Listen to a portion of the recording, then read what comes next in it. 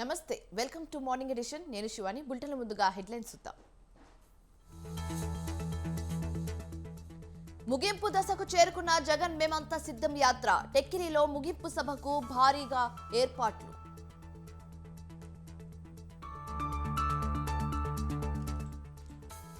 లోక్సభ ఎన్నికల ప్రచారంలో రేవంత్ రెడ్డి బిజీ నేడు 2 చోట్ల సభలకు హాజరు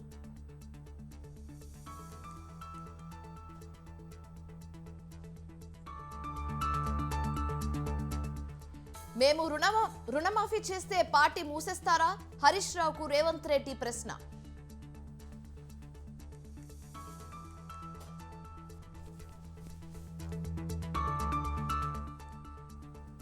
లిక్కర్ కేసులో కేజ్రీవాల్ కవితకు చుక్కెదురు మే 7 వరకు జ్యుడిషియల్ కస్టడీ పొడిగింపు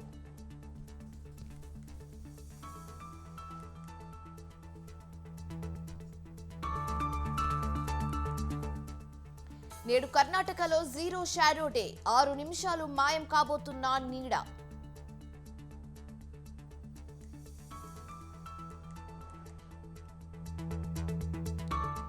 ఉత్కంఠ పోరులో లక్నోదే విజయం 6 వికెట్ల తేడాతో చెన్నై సూపర్ కింగ్స్ చిత్తు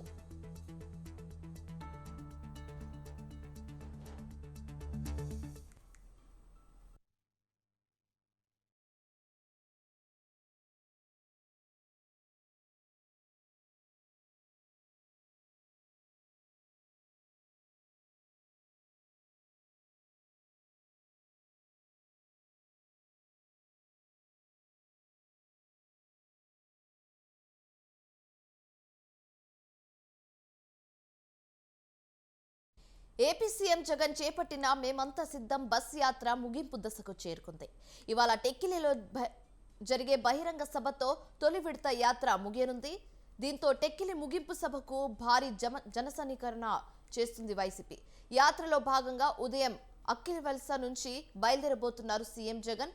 అక్కడి నుంచి Etcherla bypass, Srikakulam bypass, Narasannapeta bypass, Kotabommali, Kannevalasa మీదుగా పరశురాంపురం జంక్షన్ వద్దకు చేరుకుంటారు. అక్కడ భోజన విరామం తీసుకుంటారు. అనంతరం కొత్తూరు మీదుగా టెక్కిలి వద్దకు చేరుకొని అక్కడ నిర్వహించే బహిరంగ సభలో పాల్గొని సీఎం జగన్ ప్రసంగిస్తారు. ఇక సభ ముగియగానే సీఎం జగన్ విశాఖ చేరుకుంటారు. విశాఖ ఎయిర్పోర్ట్ నుంచి గన్నవరం విమానాశ్రయానికి చేరుకుంటారు. అక్కడి నుంచి రోడ్ మార్గాన తాడేపల్లి క్యాంప్ కార్యాలయానికి చేరుకుంటారు.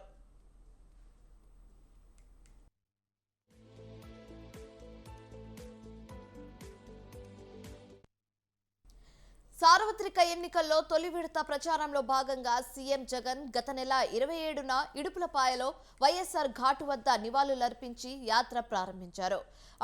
అడుగడుగునా ప్రజలకు భరోసా ఇస్తూ యాత్ర కొనసాగించారు. ఇప్పటి వరకు 21 రోజుల పాటు 22 జిల్లాల్లో యాత్ర కొనసాగించారు. 15 చోట్ల భారీ బహిరంగ సభలో ప్రసంగించారు సీఎం జగన్. ఇక ఇదే అంశానికి సంబంధించి మరింత తాజా సమాచారం మా ప్రతినిధి రమేష్ ఫోన్ ద్వారా అందిస్తారు. రమేష్ చెప్పండి. శివాని, ఏపీ సీఎం జగన్మోహన్ రెడ్డి చేస్తున్న మేమంతా సిద్ధం బస్ యాత్ర నేటితో ముగియనుంది. ఈ రోజు సీఎం జగన్మోహన్ రెడ్డి టెక్కలి నియోజకవర్గంలో భారీ బహిరంగ సభ ద్వారా ఈ యాత్రను ముగిస్తారు. మరి కాసేపట్లో చివరి రోజు బస్ యాత్ర ప్రారంభం కాబోతుంది. ఈ రోజు శ్రీకాకుళం జిల్లాలో ఈ బస్ యాత్ర కొనసాగుతుంది. ప్రధానంగా రానున్నటువంటి ఎన్నికలను దృష్టిలో ఉంచుకుని సీఎం జగన్మోహన్ రెడ్డి మేమంతా సిద్ధం పేరుతో ఎన్నికల ప్రచారాన్ని ప్రారంభించారు. గత నెల 27వ తేదీన సీఎం జగన్మోహన్ రెడ్డి ఇడుపులపాయ నుంచి ఈ బస్సు యాత్రను ప్రారంభించడం జరిగింది. మొత్తం ఇడుపులపాయ నుంచి శ్రీకాకుళం జిల్లా వరకు దాదాపుగా 23 రోజుల పాటు యాత్ర కొనసాగినటువంటి పరిస్థితి కూడా ఉంది. ఈ రోజు సభ ముగిసిన తర్వాత సాయంత్రం సీఎం జగన్మోహన్ రెడ్డి తాడేపల్లి నివాసానికి చేరుకుంటారు. ఇక రేపు ఇడుపులపాయకు సీఎం జగన్మోహన్ రెడ్డి మరోసారి వెళ్తారు. ఆ తర్వాత పులివెందుల్లో సీఎం జగన్మోహన్ రెడ్డి నామినేషన్ వేయనున్నారు. ఈ నామినేషన్ కార్యక్రమానికి సంబంధించి కూడా పులివెందుల నియోజకవర్గంలో వైఎస్ఆర్ కాంగ్రెస్ పార్టీ నేతలు, కార్యకర్తలు పెద్ద ఎత్తున ఏర్పాట్లు చేస్తూ ఉన్నారు. నామినేషన్ తర్వాత సీఎం జగన్మోహన్ రెడ్డి బహిరంగ సభలో పాల్గొనే అవకాశం ఉన్నట్టు తెలుస్తుంది. ఆ తర్వాత ఈ నెల 26వ తేదీన వైసీపీ ఎన్నికల మేనిఫెస్టోను కూడా సీఎం జగన్మోహన్ రెడ్డి విడుదల చేయనున్నారు. ఎన్నికల మేనిఫెస్టో విడుదల చేసిన అనంతరం 27 లేదా 28 నుంచి 3వ విడత ఎన్నికల ప్రచారాన్ని కూడా జగన్మోహన్ రెడ్డి సిద్ధమవుతూ ఉన్నారు. ప్రతి రోజు కూడా 3 బహిరంగ సభలు నిర్వహించేందుకు ప్లాన్ చేసినటువంటి పరిస్థితి కూడా ఉంది. 3 ప్రాంతాలు కవర్ అయ్యేలాగా 3 బహిరంగ సభలు నిర్వహించేందుకు వైసీపీ నేతలు ఏర్పాట్లు కూడా చేస్తూ ఉన్నారు. గతంలో సిద్ధం పేరుతో 4 ప్రాంతాల్లో భారీ బహిరంగ సభలు నిర్వహించారు. ఆ తర్వాత మేమంతా సిద్ధం పేరుతో మొత్తం 25 పార్లమెంటు స్థానాల గుండా కూడా ఈ బస్సు యాత్ర కొనసాగినటువంటి పరిస్థితి ఉంది. ఇప్పుడు ఏవైతే ఈ సిద్ధం సభలు కావచ్చు, అదేవిధంగా బస్సు యాత్రలో కవర్ కాని నియోజకవర్గాలు ఉన్నాయో ఆయా నియోజకవర్గాల్లో బహిరంగ సభలను ఏర్పాటు చేసేందుకు వైసీపీ నేతలు అన్ని ఏర్పాట్లు చేసినటువంటి పరిస్థితి కూడా ఉంది. వచ్చే నెల 13వ తేదీన ఎన్నికలు జరగనున్నాయి. 11వ తేదీ వరకు మాత్రమే ఎన్నికల ప్రచారం నిర్వహించడానికి సమయం ఉంది. ఇంకా ఎన్నికల సమయం కూడా దగ్గర పడుతున్నటువంటి నేపథ్యంలో 3వ విడతలో కూడా సీఎం జగన్మోహన్ రెడ్డి విస్తృతంగా ఎన్నికల ప్రచారం నిర్వహించాలని భావిస్తున్నటువంటి పరిస్థితి ఉంది. ప్రధానంగా మేనిఫెస్టోను విడుదల చేసిన తర్వాత మేనిఫెస్టోను ప్రజల్లోకి తీసుకువెళ్లేందుకు ఈ భారీ బహిరంగ సభలు ఉపయోగపడతాయని వైసీపీ భావిస్తున్న పరిస్థితి కూడా ఉంది. ఇక ఎన్నికల ప్రచారంలో మిగిలినటువంటి అన్ని పార్టీల కంటే కూడా వైఎస్ఆర్ కాంగ్రెస్ పార్టీ అధినేత జగన్మోహన్ రెడ్డి ముందుగానే ఎన్నికల ప్రచారాన్ని ప్రారంభించారు. సిద్ధం సభలతో మొదటి విడత ఎన్నికల ప్రచారం ముగిసింది. అదేవిధంగా మేమంతా సిద్ధం పేరుతో బస్సు యాత్ర చేపట్టారు. అది కూడా ఈ నేటితో ముగుస్తుంది. 2 విడతల్లో ప్రచారానికి ప్రజల నుంచి మంచి స్పందన వచ్చింది. వైఎస్ఆర్ కాంగ్రెస్ పార్టీ నేతల శ్రేణుల్లో కూడా కొత్త ఉత్సాహం వచ్చినటువంటి నేపథ్యంలో 3వ విడత కూడా ఎన్నికల ప్రచారానికి సీఎం జగన్ అయితే సిద్ధమవుతున్నారని చెప్పుకోవచ్చు. ఈ రోజు బహిరంగ సభ ముగిసిన తర్వాత రేపు నామినేషన్ కార్యక్రమం ఉంటుంది. నామినేషన్ కార్యక్రమం ముగిసిన తర్వాత ఎన్నికల మేనిఫెస్టో విడుదల చేస్తారు. ఆ తర్వాత 3వ విడత ఎన్నికల ప్రచారానికి సంబంధించి ప్రచారంలో పాల్గొంటున్నారు. Shivani. Right, thank you Ramesh.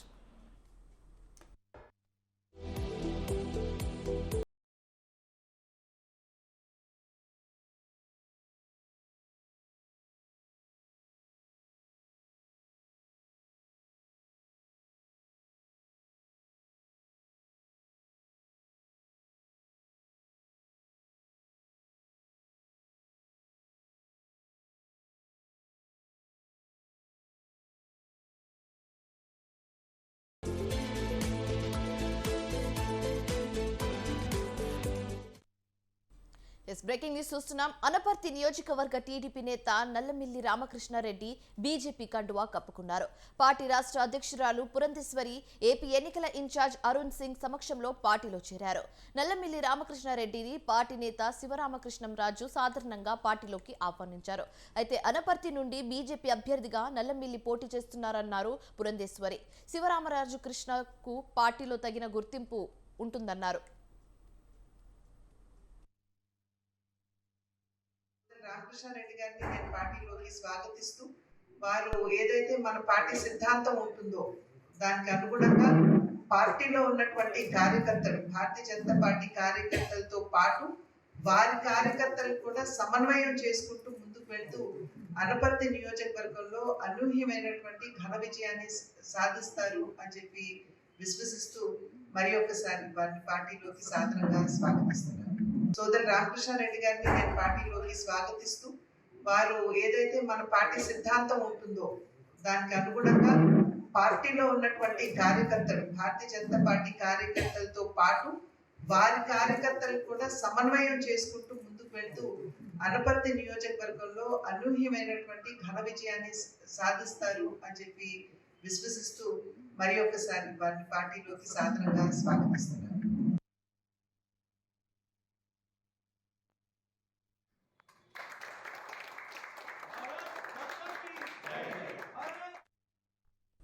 ఇక ఇదే అంశానికి సంబంధించి మరింత తాజా సమాచారం మా ప్రతినిధి సంతోష్ ఫోన్ ద్వారా అందిస్తారు.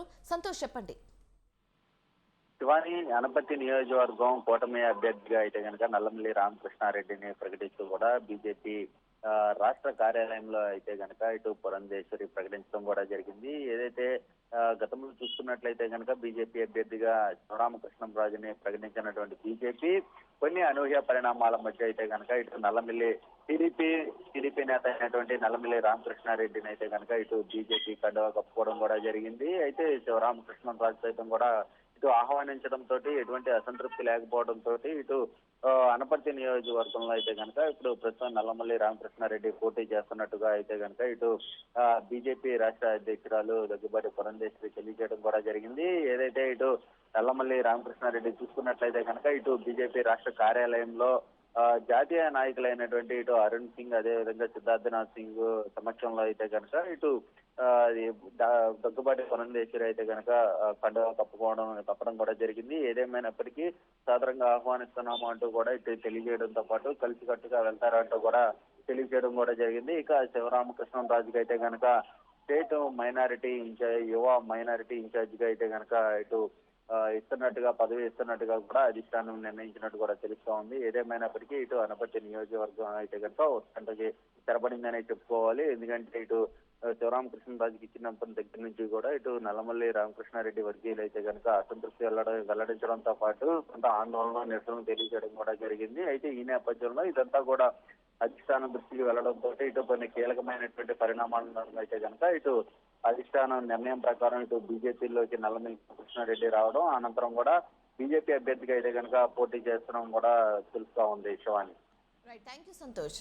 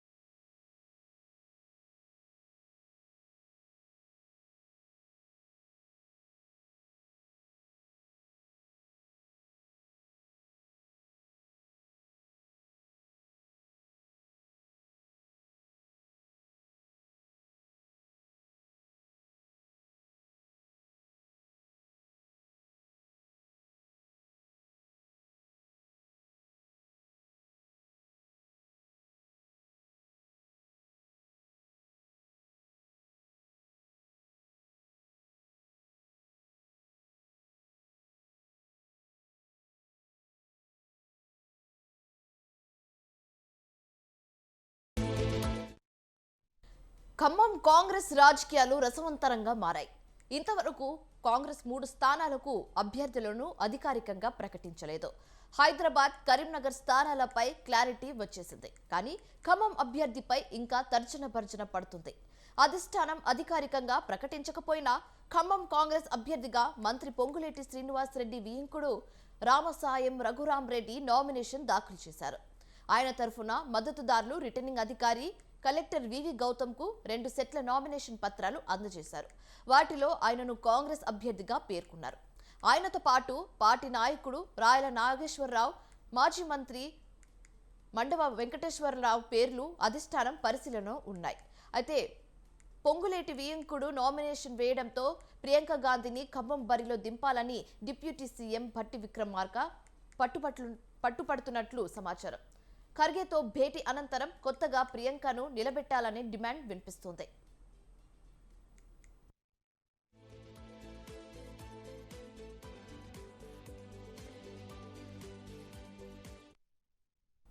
ఇక ఇదే అంశానికి సంబంధించి మరింత తాజా సమాచారం మా ప్రతినిధి వెంకట్రావు ఫోన్ ద్వారా అందిస్తారు. వెంకట్రావు, చెప్పండి. శివాని, ఖమ్మం పార్లమెంటు కాంగ్రెస్ అభ్యర్థి విషయంలో రోజుకు ఒక మలుపు తిరుగుతా ఉంది. ఇది స్థానికంగా ఉన్నటువంటి అభ్యర్థులు కాకుండా బయట వ్యక్తులకు ఇవ్వాలనే డిమాండ్ ఇప్పుడు తెరపైకి వచ్చింది.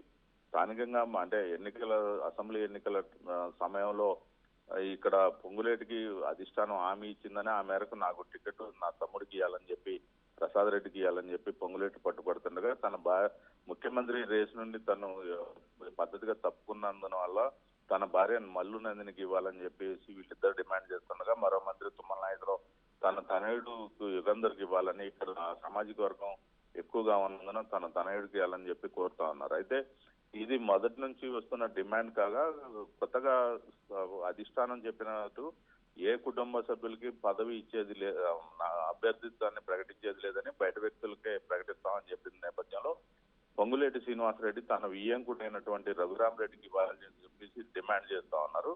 అదేవిధంగా బట్టి విక్రమార్క తన అనుచరుడైనటువంటి రాయల నాగేశ్వరరావు ఇవ్వాలని, అదే సామాజిక వర్గానికి సంబంధించి ఒక సీటు కూడా కేటాయించకపోవడం వల్ల సామాజిక వర్గానికి కేటాయిస్తే మరింత మెజార్టీ వచ్చే అవకాశం ఉంది కాబట్టి ఖచ్చితంగా రాయల నాగేశ్వరరావుకి ఇవ్వాలని చెప్పేసి డిమాండ్ చేస్తా ఉన్నారు. బట్టి చేస్తున్న డిమాండ్ ను మంత్రి తుమ్మల నాగేశ్వరరావు కూడా సపోర్ట్ చేయడంతో ఆయనకు కొంచెం సపోర్ట్ పెరిగినట్టయింది. దీంతో ఈ పంచాయతీ ఇక్కడ తెలవటం, అక్కడ అధిష్టానానికి పోవటం, ఢిల్లీలో మంత్రాలు జరిగినప్పుడు కూడా సమస్య పరిష్కారం కాబట్టడంతో మొన్న కర్ణాటక పిలిపించి బెంగళూరులో ఖర్గే సమావేశం నిర్వహించారు. పొంగులేటి బట్టి దీనికి హాజరయ్యారు. వాళ్ళిద్దరు వాళ్ళ అభిప్రాయాలు చెప్పాక అక్కడ ఖర్గే తుమ్మల నాయకరావు ఫోన్ ద్వారా కూడా అభిప్రాయం తీసుకున్నారు. అక్కడ కూడా ఈ సీటు పంచాయతీ తేలలేదు. అయితే ఇది ఎక్కడికి చేరుతుంది, ఏం జరుగుతుందనే ఉన్న నేపథ్యంలో అనూహ్యంగా పొంగులేటి శ్రీనివాసరెడ్డి, వియ్యంకుటి రఘురామరెడ్డి తరఫున పొంగులేటి అనుచరులు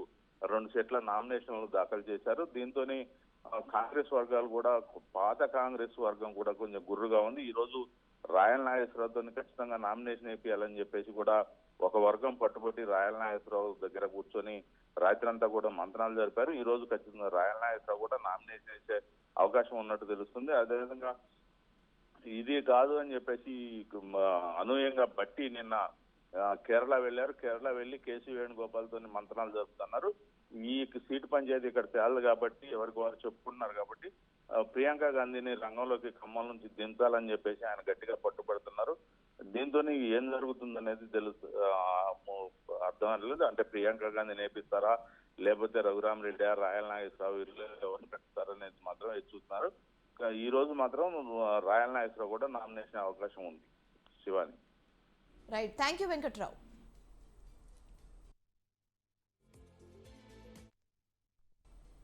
లోక్సభ ఎన్నికలు సమీపిస్తున్నాయి. నామినేషన్ల స్వీకరణకు మరో 2 రోజులు మాత్రమే గడువు ఉంది.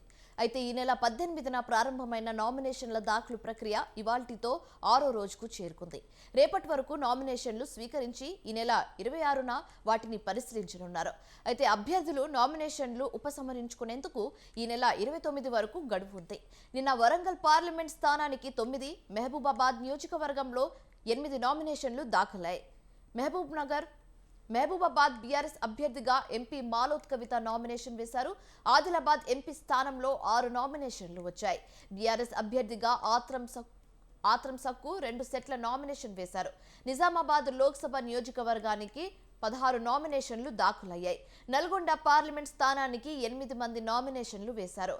బీఆర్ఎస్ తరఫున కంచర్ల కృష్ణారెడ్డి 2 సెట్ల నామినేషన్లు దాఖలు చేశారు.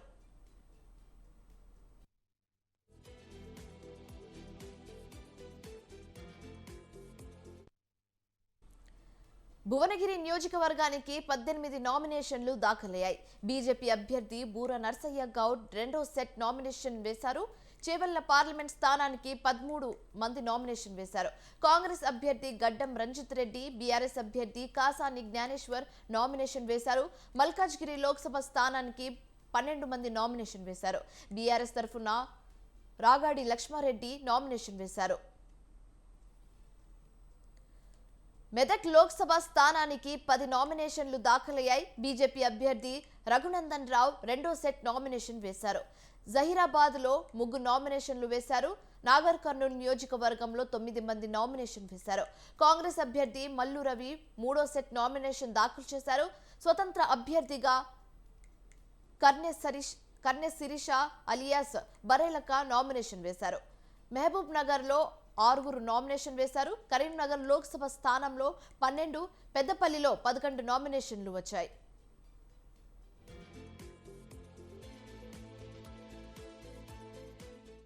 ఇక గులాబీ బాస్ ఎన్నికల ప్రచారంలోకి దిగుతున్నారు.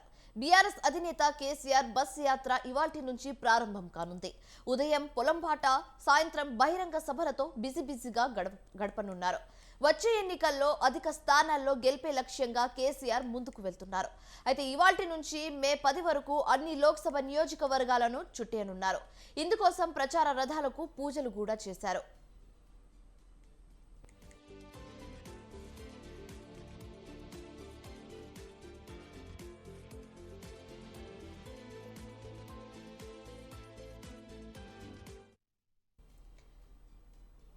ఇక బస్ యాత్రకు సంబంధించి మరింత తాజా సమాచారం మా ప్రతినిధి సవిన్ ఫోన్ ద్వారా అందిస్తారు. సవిన్, చెప్పండి. ఇటు నుంచి బీఆర్ఎస్ అధినేత మాజీ ముఖ్యమంత్రి కేసీఆర్ బస్సు యాత్రకు శ్రీకారం చుట్టబోతున్నారు. ప్రధానంగా మధ్యాహ్నం 1 గంటకు తెలంగాణ భవన్ చేరుకుంటారు. తెలంగాణ భవన్ లో తెలంగాణ తల్లి విగ్రహానికి పూలమాల వేసిన తర్వాత కేసీఆర్ బస్సు యాత్ర ద్వారాగా మిర్యాలగూడ నియోజకవర్గానికి బయలుదేరి వెళ్లబోతున్నారు. తొలిసారిగా సాయంత్రం మిర్యాలగూడలో జరిగే రోడ్ షోలో కేసీఆర్ ప్రసంగించబోతున్నారు. ఉమ్మడి నల్గొండ జిల్లా నల్గొండ పార్లమెంట్ నియోజకవర్గం నుంచి ఈ బస్సు యాత్రను కేసీఆర్ ప్రారంభించబోతున్నారు. దాదాపు మే 10 వరకు అంటే 17 రోజుల పాటు రాష్ట్ర వ్యాప్తంగా కేసీఆర్ 12 పార్లమెంట్ నియోజకవర్గాల్లో బస్సు యాత్రను చేపట్టబోతున్నారు. ఉదయం పూట రైతుల వద్దకు వెళ్ళడం, రైతుల సమస్యలు తెలుసుకోవడం, సాయంత్రం పూట నియోజకవర్గాలకు సంబంధించి అసెంబ్లీ నియోజకవర్గ కేంద్రాల్లో, మండల కేంద్రాల్లో, మున్సిపాలిటీ కేంద్రాల్లో రోడ్ షోలు నిర్వహించి పార్లమెంట్ అభ్యర్థుల తరఫున ప్రచారం చేస్తారు. ఇట్లాంటి వ్యూహాలతో బీఆర్ఎస్ పార్టీ అధినేత కేసీఆర్ ఈసారి బస్సు యాత్రతో ముందుకు వెళ్తున్నారు. ప్రధానంగా రాష్ట్రంలో కాంగ్రెస్ ప్రభుత్వం వచ్చిన తర్వాత 5 నెలల్లో జరిగినటువంటి ప్రభుత్వ వైఫల్యాలతో పాటు రైతులు ఎదుర్కొంటున్న ఇబ్బందులు, త్రాగునీటి కష్టాలు, ఇట్లా కాంగ్రెస్ ప్రభుత్వ వైఫల్యాలే టార్గెట్ గా బస్సు యాత్రలో కేసీఆర్ ప్రస్తావించబోతున్నారు. గత 10 ఏళ్లలో బీఆర్ఎస్ ప్రభుత్వం ఉన్నప్పుడు రాష్ట్రంలో ఏ రకమైన అభివృద్ధి జరిగింది, త్రాగునీటితో పాటు కరెంటు కష్టాలు బీఆర్ఎస్ ప్రభుత్వంలో లేవు. ఇప్పుడు కాంగ్రెస్ అధికారంలోకి వచ్చిన వెంటనే కరెంటు కష్టాలు మొదలయ్యాయంటే ఇప్పటికే బీఆర్ఎస్ పార్టీ ఆరోపణలు చేస్తున్న నేపథ్యంలో బీఆర్ఎస్ అధినేత కేసీఆర్ బస్సు యాత్ర ద్వారా కాంగ్రెస్ ప్రభుత్వ వైఫల్యాల టార్గెట్ గా బీఆర్ఎస్ పార్టీ అభ్యర్థుల తరఫున ప్రచారం చేయబోతున్నారు. మధ్యలో 2 రోజులు మాత్రమే ఎర్రవెల్లిలో బస్సు చేసే విధంగా షెడ్యూల్ రూపొందించారు. మిగతా